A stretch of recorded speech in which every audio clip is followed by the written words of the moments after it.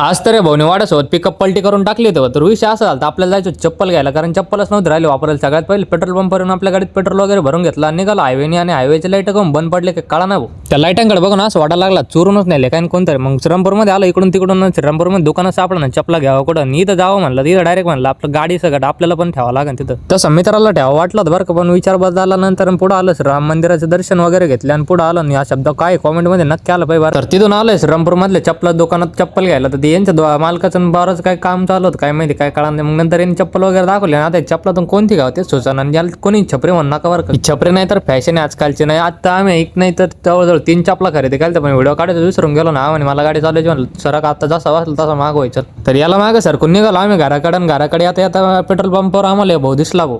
तो चालला त्याच्या पिकअपमध्ये कुठेतरी वाडे घेऊन. तेव्हा तुम्हाला यायचं म्हणलं तू जसं आला तसंच जाय भाऊ. तेव्हा मग तुम्हाला दाखवतो कसं जायचं. मग गेला भाऊ डायरेक्ट नागिन खेळतच निघला भाऊ रस्त्याने. म्हणलं बरं झालं याच सोबत नाही गेला.